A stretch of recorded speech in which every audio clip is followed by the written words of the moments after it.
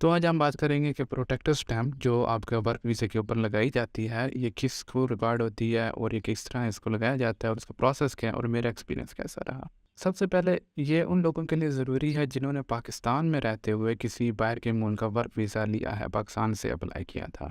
मिसाल के तौर पे अगर आप पाकिस्तान में रहते हैं और आपने लेट्स से जर्मनी में आपकी जॉब लगी है डायरेक्ट, ठीक है? आपने जर्मन एम्बेसी से वीज़ा लगवा दिया, उसके बाद जब वर्क वीज़ा आपका लग जाएगा, उसके बाद आपको ये ज़रूरत होगी इस प्रोटेक्टर स्टैम्प की। अगर आप ये लगाए बगैर अगर एयरपोर्ट पे जाएँगे तो एयरपोर्ट से ही आपको वापस कर दिया जाएगा कि आपको जाने की इजाज़त नहीं दी जाएगी। जो वहाँ पे एफआईए का नुमाइंदा बैठा होगा, वो आपको कहेगा कि ये आप लगवा के लाओ, ठीक है? तो इस मुसीबत से बचने के लिए आप पहले ये लगवा लें। और ये टोटल में 1 दिन का काम है और इसकी फ़ीस होती है ₹7,200। तो इसका तरीका ये होता है कि सबसे पहले आप अपने मुतल्लिका प्रोटेक्टर ऑफ़िस चले जाएँ, ठीक है? मेरे केस में रावलपिंडी था और पिंडी का जो प्रोटेक्टर ऑफ़िस है ये रहमानाबाद जो मेट्रो स्टेशन आप जैसे से निकलेंगे तो साथ ही नादरा का ऑफ़िस है, पासपोर्ट ऑफ़िस है। तो उसके फर्स्ट फ्लोर पे ये प्रोटेक्टर वालों का ऑफ़िस है, तो आपने इधर चले जाना है। ठीक है, ऑफ़िस के बाहर यूनियन गार्ड खड़े होंगे, तो आपने अपने जो डॉक्यूमेंट्स वगैरह हैं वो लेकर यहाँ पहुँच जाना है। प्रोटेक्टर का जो प्रोसेस है, ये प्रोसेस इस आपको चार्ट में नज़र आ रहा होगा कि सबसे जो पहला काम होता है इसमें आपने अपने ना डॉक्यूमेंट वेरीफ़ाई करवाने होते हैं। ठीक है, ये डॉक्यूमेंट की जाँच पड़ताल होती है, उसके बाद आपको एक चालान फ़ॉर्म मिलता है। तो करना क्या है, आप जैसे इस बिल्डिंग में दाखिल होंगे तो सामने ये काउंटर नंबर 1 है जो आपको नज़र आ रहा है, इस काउंटर पे चले जाना है और इस काउंटर पे आपने ये डॉक्यूमेंट्स लेके पहुँच जाना है। अच्छा, डॉक्यूमेंट्स में सबसे पहले आपका ना पासपोर्ट होना चाहिए, जिसमें आपकी ओरिजिनल पासपोर्ट भी होना चाहिए, उसकी फ़ोटोकॉपी होनी चाहिए, पहले 2 सफ़ों की। अब पहला सफ़ा तो वो होता है जिसमें आपकी तस्वीर वगैरह होती है, दूसरे सफ़े पे आपके सिग्नेचर होते हैं, तो वो आपने लेके जाना है। उसके साथ अपनी असली शनाख्ती कार्ड और उसकी एक कापी, उसके बाद एक वारिस की शनाख्ती कापी। अब ये वारिस की शनाख्ती कापी क्यों ज़रूरत है, ये मैं आपको बाद में बताऊँगा।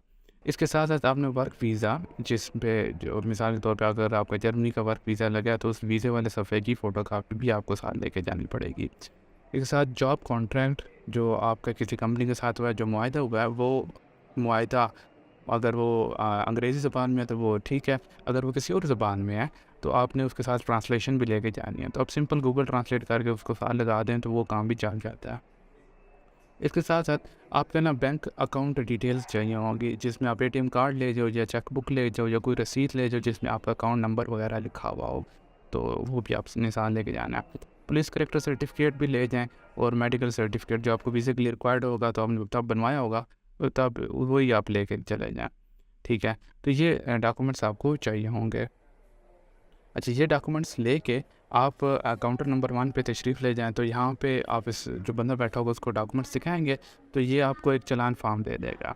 वो चालान फ़ॉर्म आपने लेके ये साथ ही इस बिल्डिंग के इसी बिल्डिंग के अंदर ही उसी फ्लोर पे जो से एक फ्लोर ऊपर नेशनल बैंक की एक ब्रांच है, आपने वहाँ पे चले जाना है और वो चालान जमा करा देना है और चालान की जो फ़ीस है वो ₹7200 ₹7,200।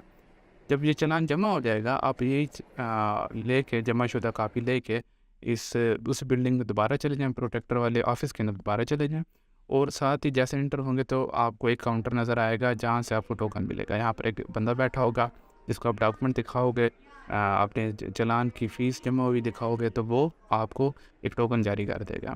अब ये टोकन लेके आपने चले जाना है डाटा एंट्री वाले काउंटर पर, ठीक है? जो कि रावलपिंडी के केस में काउंटर नंबर 10 और 11 है। अब यहाँ पे आपको वेट करना पड़ेगा। हो सकता है आपसे ऊपर 20 टोकन हो, आप 20 बंदों के बारी का इंतज़ार करोगे। इसका आसान तरीका ये है कि आप पहले ही एक छोटा-सा फॉर्म है ऑनलाइन, ये फिल कर लें। ये मैं आपको दिखाता हूँ कि ऑनलाइन फॉर्म, इसका मैं आपको लिंक भी दे देता हूँ। इस ऑनलाइन फॉर्म में आप चले जाएँ तो इसमें कुछ इतना मुश्किल चीज़ें नहीं है। आपने अगर जॉब ले ली तो ये फॉर्म भी आप फिल कर सकते हो। इसमें आसान-आसान चीज़ें आपने मेंशन करनी है। जिस तरह आपके जॉब टाइटल क्या है, आप जॉब ट्रेड मतलब आप इंजीनियर हो, डॉक्टर हो, क्या हो, टीचर हो, वो मेंशन कर देना।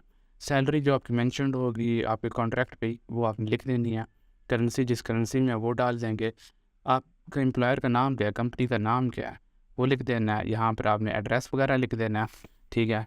किस सिटी में कंपनी उसका हेड ऑफ़िस कहाँ है वो आपने मेंशन कर देना है, ठीक है? किस मुल्क में है वो आपने मेंशन कर देना है। उसका फ़ोन और ये लिखने की ज़रूरत नहीं है। अगर कॉन्ट्रैक्ट पीरियड आपने लिखना है, अगर कॉन्ट्रैक्ट पीरियड आपके उसमें कॉन्ट्रैक्ट में मेंशन ही नहीं है, तो कुछ भी लिख दें, 1 साल, 2 साल, 10 साल कुछ भी लिख दें, इसकी टेंशन नहीं है। ठीक है? फिर ये यहाँ पे अपना सिटी मेंशन कर देना। इसके साथ ही दोबारा अपना नाम लिख देना है, ठीक है? इधर अपने वालिद साहब का या अपने शोहर का नाम लिख देना है, CNAC लिख देनी है, अपनी डेट ऑफ़ बर्थ वगैरह बेसिक इन्फॉर्मेशन है, या फिल कर लोगे। पासपोर्ट नंबर लिख देना है, ये बेशक लिखे ना लिखें, पासपोर्ट इशूड एट प्लेस, जिसके साथ सितारे नहीं लगे हुए ये ज़रूरी नहीं है, ठीक है? तो ये बाकी चीज़ें हम मेंशन कर दें। यहाँ पर एक अपनी तस्वीर अपलोड कर दें, ठीक है?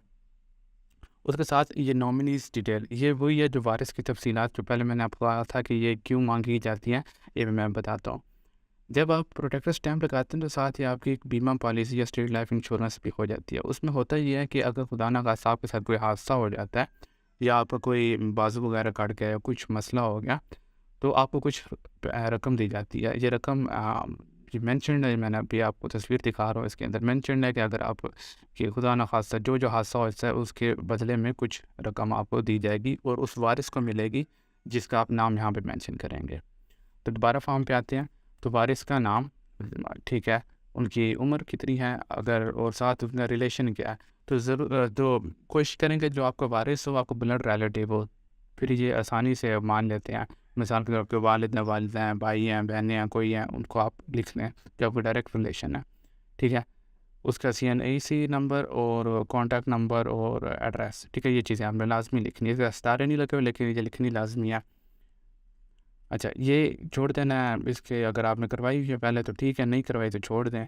फ़ीस वाउचर नंबर, क्योंकि फॉर्म आप पहले फ़िल कर रहे हैं, फ़ीस जमा कराने से पहले आप घर में ही फ़िल कर रहे हैं, तो इसको खाली छोड़ दें। इसके साथ-साथ अगर आपने खुद वीज़ा अप्लाई किया और इसमें आपने किसी एजेंसी की मदद नहीं ली, तो आप सिंपल यहाँ पर 0 लिख दें, ठीक है? ₹0 आपने खर्च किया। साथ ही आपका अकाउंट टाइटल, आप जो आपका नाम है वही अकाउंट टाइटल होता है, ठीक है? अब मेरे केस में फरहान अब्बास नाम है तो फरहान अब्बास ही इसका अकाउंट टाइटल होगा। ब्रांच कोड के साथ अपने अकाउंट नंबर लिख देना और ये आपको पता होगा जो भी आपका अकाउंट नंबर है। साथ ही आपने बैंक का नाम लिख देना है और यहाँ सबमिट करानी है और ये प्रिंट करवा के आपने साथ ही ले जाना है, ठीक है? ये सब चीज़ें आप जब जाएँगे ना टोकन लेकर, काउंटर नंबर 10 या 11 रावलपिंडी के केस में डाटा एंट्री वाले के पास, तो आपने वेट नहीं करना अपनी बारी का। आप डायरेक्ट उस बंदे के पास चले जाएँ जो डाटा एंट्री कर रहा होगा और उसको जाके कहना है कि मैंने फॉर्म फिल किया हुआ है। जब ये बोलोगे ना फॉर्म फिल किया हुआ है, तो जिस मर्ज़ी की बारी होगी वो आपको घुसा देगा। आपके ना एक तस्वीर लेता है और वो ये जो फॉर्म जो ऑनलाइन सबमिट कराते हैं उसका एक रजिस्ट्रेशन नंबर होता है, वो नोट करके और 2 मिनट में आपका काम हो जाएगा। जब ये काम हो जाएगा आपको कहेगा कि आप साथ वाले काउंटर पे जाके ये सबमिट करवा दो। फ़ाइल जब आप सबमिट करा दोगे और ये काम मेरे ख़्याल से 10:30 से पहले ये फ़ाइल सबमिशन वाला काम सारे हो जाते हैं। मतलब यूँ कि 10:30 के बाद अगर आप आओगे तो ये आपको एंटरटेन नहीं करते, ठीक है? तो आप 10:30 से पहले, और ये शुरू मेरे ख़्याल में 8 बजे से होता है या 7:30 से होता है। तो आपने ये सुबह ये काम कर देना है, फिर आपको ये कहेंगे कि जब फ़ाइल सबमिट हो गया तो ये आप 2 बजे आके वापस रिसीव कर लें, ठीक है? या तो आप वहीं बैठे रहें या आप चले जाएँ किसी काम। तो 2 बजे मेरी दफ़ा मेरे जो एक्सपीरियंस मुताबिक 1:30 बजे ही वो उन्होंने अनाउंस करना शुरू कर दिया था। फिर ये जो सामने आपके जगह नज़र आ रही है जहाँ पर आके एक बंदा अनाउंस करेगा आपका नाम, आपने जाना है, वो आपसे आपका टोकन देखेगा, ठीक है? टोकन फेंकना नहीं है, वो आपको टोकन देखेगा और साथ आपके वालिद का नाम पूछ लेगा। जब आप ये उसको बता दोगे तो वो आपको ये आपके पासपोर्ट जिसके अंदर आपके स्टैंप लगी हुई होगी एक, और साथ ही एक बीमा पॉलिसी का पेपर जो मैंने आपको दिखाया था वो दे देगा। और ये है कंप्लीट प्रोसेस प्रोटेक्टर स्टैंप लगवाने का। और इसमें एक चीज़ की ज़रूर ख्याल रखिए, इधर जगह पर बंदे फिर रहे होंगे जो आपसे कहेंगे कि ये जो काम है ये आप नहीं कर सकते, बहुत मुश्किल काम है, तो आप हमें पैसे दें, हम करवा देंगे, ठीक है? वो अब 7,200 का काम है, वो आपसे 15,000, 20,000, 12,000 मुख्तलिफ रेट मांग रहे होंगे और आपको घेरने की कोशिश करेंगे मुख्तलिफ जगहों पर इस सारे प्रोसेस के दौरान। तो ये लिख के मेंशन किया हुआ है उन्होंने मुख्तलिफ जगह पे, पम्फलेट लगा के, कहीं पे पैनाफ्लेक्स लगा के, हर जगह ये मेंशन किया है। किसी बंदे को पैसे नहीं देने, आपको 7,200 का काम है, आप ये खुद कर सकते हो और जो डॉक्यूमेंट मैंने बताए हैं ये आपने काम करना है, तो आपका 7,200 ही लगेगा, आपका 15 या 20,000 नहीं लगेगा। तो इसमें टेंशन नहीं लेनी और सिर्फ ये डॉक्यूमेंट लेके चले जाना है और आपका काम हो जाएगा।